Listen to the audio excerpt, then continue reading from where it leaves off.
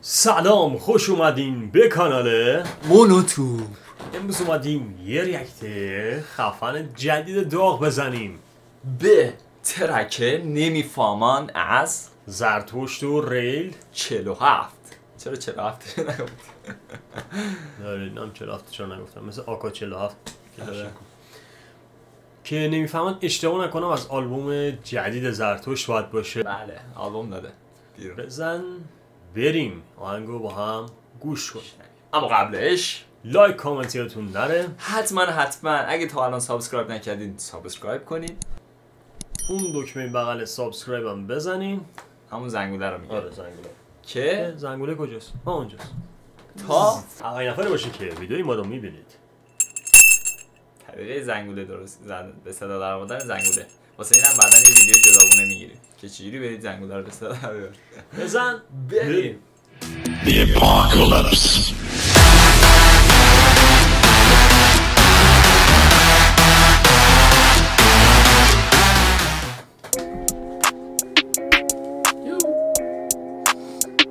اینجا کله رو میبینیم که مثل لامپ داره میچرخه.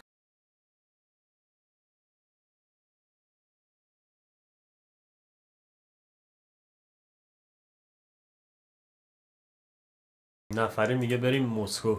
مسکو آره. و ترک 2 دقیقه است. 2 دقیقه خورده ایه کوتاه. بعد اینکه چجوری حالا تو 2 دقیقه خورده 2 نفر فیت دادن با هم دیگه خیلی جالبه. کم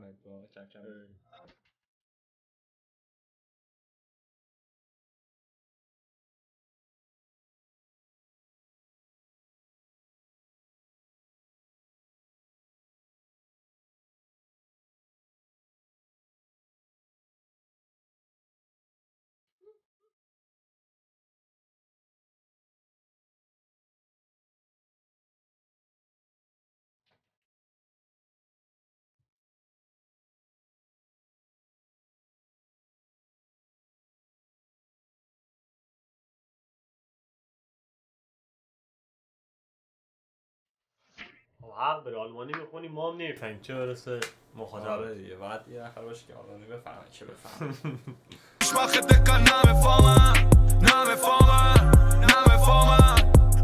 زرتشت فکر می‌کنم. آره مشخص تابلو.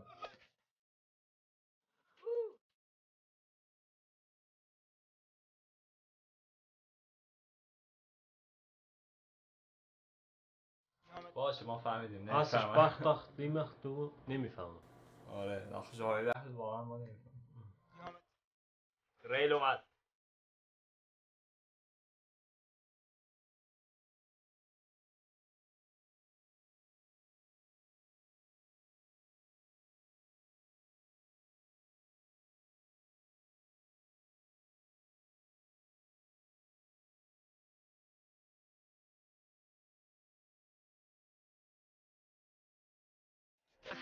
این چیزی که الان دقت کردم داره فکر کنم تکست می‌نویسه بعد اینجوری که کلش دور میزنه تا جغدم بود گردن شکست بود. صد پارچه.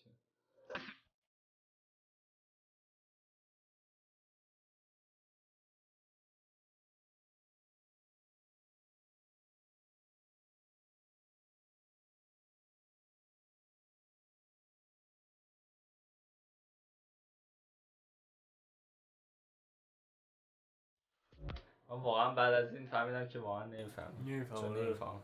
درسته جملات خیلی ساده و واضح میگن ولی خب در کنار هم ما نمیفهمیم چی میگن. در کل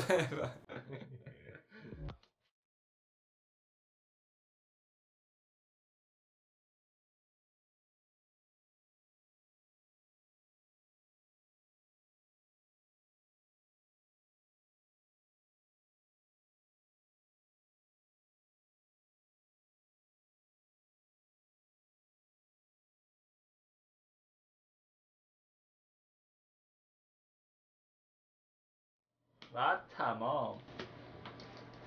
خب این واسه فکر کنم مخاطبا اصلا واسه رپ دری نبود، واسه بچه‌های رپ آلمان بود. نمیفهمم فقط توش فارسی نداشت. نه حالا هر کی که مثل ما نفهمید قلب قرمز بذار توی کامنت ها. هر کی فهمید قلب مشکی بذار. حالا اونایی که فهمیدن من بنویسم معنی شعر رو. آره اونایی که فهمیدن به اونایی که نفهمیدن توضیح بدن. بیت کار خدای قشنگ بود. آره. ریچل هفته زرتش خب ثابت شدن تو رپ دری. واقعا. نمره که هم به اینا میدن نمره 7. من بهش نمره 7 رو میدم. منم 7 میدم و اینکه ترک واقعا آره بیتش عالی بود. با اینکه نفهمیدیم ولی تیکاش خیلی تکرار داشتش. آره تکرار داشت. با موزیک هم کوتاه بود. یه همچین سبک موزیکی بود. اصلا سبکش همین بود فکر می‌کنم. یعنی دنبال خیلی مثلا چیز محتوایی نبود. و اینکه خوب بود. زرتشت و ریچل هم واقعا از کارکشته‌های رپ دری هستن. طرفدار زیاد دارن. موفق باشن هر جا که هستن و اینجا بخش 1 تمام میشه. وارد بخش 2 بخش کامنت ها میشیم. کامنت اول از عرفان CAS یا همون کز نوشته گنگی که از همسایش میترسه. نایس. گنگی که از همسایش میترسه. آره دیگه. آره. بازم مربوط به لایو. با خود سفیسته کی تو آهنگاش میگه که ناناسه. مرسی عرفان جان هر جا هستی شاد موفق جیبت پره پول باشه. کامنت دوم از موریه یکی از قدیمی ترین از پای ثابت ترین کامنت گذاران کانال ما سابسکرایبر که